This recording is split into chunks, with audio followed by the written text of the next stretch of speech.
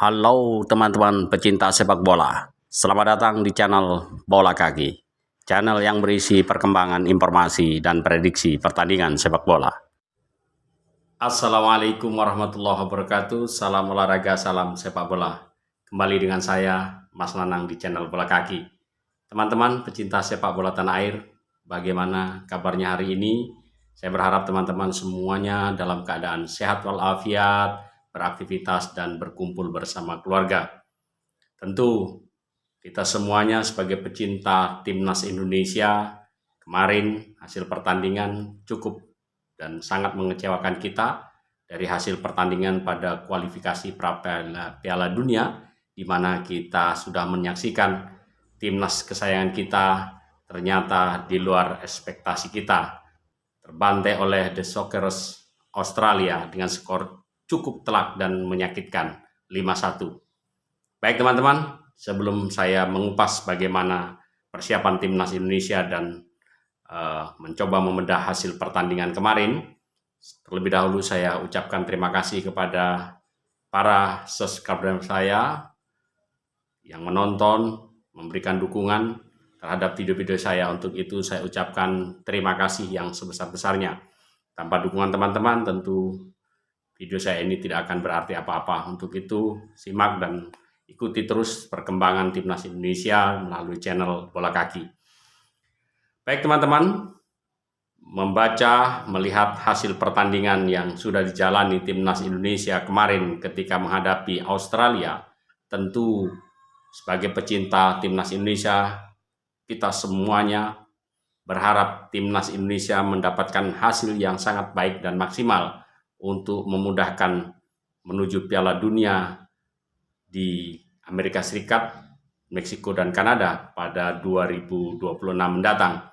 Tapi ternyata harapan kita gantungkan pada pelatih baru, Patrick Kluivert, dan pemain-pemain kelas Eropa yang sudah menjadi pemain timnas, pemain naturalisasi diaspora yang bermain kasta-kasta tertinggi Liga Eropa. Ternyata bukan sebuah jaminan jika memang hasil yang kita dapatkan kemarin sangat mengecewakan. Baik teman-teman pecinta sepak bola, pada hasil pertandingan kemarin tentu kita melihat bagaimana skema permainan yang diinginkan pelatih tidak berjalan. Ciri khas permainan Indonesia yang tadinya dilatih oleh pelatih terdahulu Sintayong begitu sangat terlihat perbedaannya. Bagaimana bola kaki ke kaki itu kemarin tidak menjadi sebuah tim. Bagaimana permainan itu sangat monoton dan mudah dibaca oleh pemain-pemain Australia, karena mereka juga memiliki pengalaman yang luar biasa. Bagaimana back tanpa melalui lini tengah sering sekali melakukan long ball. Ini sangat mudah dibaca. Bagaimana sentuhan bola-bola merapat itu tidak terlihat nampak. Memang pada awal babak pertama timnas Indonesia menekan kira-kira 10 hingga 15 menit awal hingga terjadinya penalti yang gagal oleh Kevin Dix. Tetapi di sini lagi-lagi terlihat bagaimana persiapan yang minim walaupun mereka pemain-pemain kelas Eropa. Ya, saya tekankan kembali, walaupun mereka pemain-pemain pandai bermain, pengalaman jam terbang, tetapi ingat, dalam sepak bola chemistry itu sangat penting. Bagaimana kita lihat Miss Hilger, J.H. Kevin Dix, ini pemain-pemain yang sudah tidak diragukan bermain. Tapi dalam sebuah tim dikumpulkan hanya hitungan 1-2 hari dibentuk, tentu ini bukan chemistry yang didapat. Karakter gaya bermain mereka hampir sama. Jadi tinggal penempatan saja yang harus dilakukan. Ini tentu akan sangat menyulitkan. Karena apa? Chemistry, siapa yang biasa melakukan kebiasaan dan cara bermain masing-masing teman ini tidak didapat.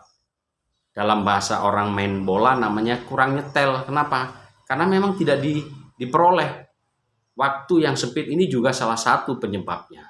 Kedua, bagaimana pola permainan yang diinginkan oleh Patrick Kluivert itu tidak berjalan. Karena terlihat pola agresif yang dimainkan oleh Patrick Kluivert dengan cara menyerang, meneruskan para pemain untuk melakukan pressure dan maju, sangat berisiko pada serangan balik atau counter attack ini yang terjadi. Bagaimana Australia dengan tenang, kemudian memberikan pemain-pemain kita bermain, dan dengan bola-bola crossing yang mudah dibaca, akhirnya melakukan counter attack dengan kecepatan. Itulah yang terjadi. Ambil kesimpulan dari permainan itu, timnas Indonesia secara strategi, secara chemistry tidak didapat. Itulah yang menjadikan pemain kita walaupun memegang bola, ball possession begitu banyak, tidak berarti apa-apa. Itulah teman-teman untuk permainan melawan Australia. Tetapi kita masih berharap masih tersisa 3 pertandingan, 2 home. Tanggal 25 kita akan bermain melawan Bahrain. Bahrain juga kalah dari Jepang dengan skor 2-0. Ini sedikit menguntungkan kita. Bagaimana klasmen sementara kita sekarang ini ada di posisi 4 di bawah Arab Saudi, kemudian Bahrain dan Cina. Tentu ini memang agak berat bagi timnas Indonesia setelah kalah 5-1 untuk bisa memperebutkan posisi runner up. Tapi untuk posisi 3 dan 4 Indonesia masih berpeluang. Tergantung dari 2 pertandingan akhir. Untuk itu melawan Bahrain adalah sebuah harga mati. Kemenangan harus didapat. Hari ini terkonfirmasi pemain-pemain pulang kembali ke Indonesia dengan harapan terjadi istirahat dan penyegaran hingga besok dapat berlatih kembali dan mengevaluasi. Diharapkan Patrick Kluivert, Danny Lanza, Alex Pastoor, tentu dengan arahan dari penasihat teknik Jordi Craft, bisa mengevaluasi bagaimana mungkin 3 pelatih kelas Eropa membaca ini. Dan bisa jadi juga menurut saya kekalahan dari Australia ini menjadi pemicu mengevaluasi agar tidak kepedean. Kita sebagai bangsa berharap betul kemarin itu secara hitung-hitungan dengan komposisi Australia yang sedikit lemah dengan ditinggalnya beberapa pemain yang tidak inti yang tidak bermain, tentunya Indonesia harapnya mampu meraih poin, ternyata malah terbantai. Nah, menghadapi Bahrain, kita harus bisa mengambil kesempatan ini. Kita dukung timnas Indonesia. Bahrain juga dalam posisi tertekan, berharap dengan 2 pertandingan kandangnya nanti dia akan meraih poin. Bagi Bahrain juga mati-matian untuk mendapatkan poin. Bagi kita kesempatan ada di GBK 25 Maret mendatang. Setelah itu di bulan Juni kita akan menjamu Cina. Kemudian baru kita akan bertandang ke Jepang. Mudah-mudahan paling tidak peringkat 3 atau 4 dapat kita raih, karena memang bersaing di peringkat 2 Arab Saudi dan Australia. Berharap pertandingan lain yang bertanding dapat menguntungkan timnas Indonesia hingga posisi ketiga dan keempat dapat kita raih. Kita doakan saja teman-teman, kita dukung. Baik teman-teman, itulah informasi yang dapat saya berikan, analisis yang dapat saya berikan dari hasil pertandingan Timnas Indonesia melawan Australia dan persiapan Timnas Indonesia menghadapi Bahrain pada tanggal 25 Maret mendatang. Kita dukung selalu Timnas Indonesia, harapannya kekalahan yang dialami tidak menjadikan mental pemain-pemain Timnas Indonesia menjadi down, tetapi sebagai pemicu dan sebagai evaluasi bagi seluruh tim, baik dari jajaran kepelatihan, pemain, juga PSSI, untuk berbenah dengan satu tujuan yang sama.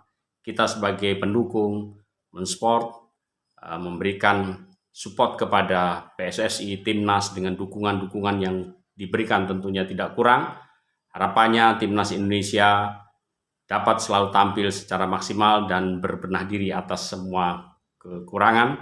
Perbaikan-perbaikan tentunya sudah dievaluasi dari semua jajaran. Tetap kita dukung Timnas Indonesia karena Timnas Indonesia adalah milik dan kebanggaan kita bersama. Bersama saya Mas Nanang, salam olahraga, salam sepak bola.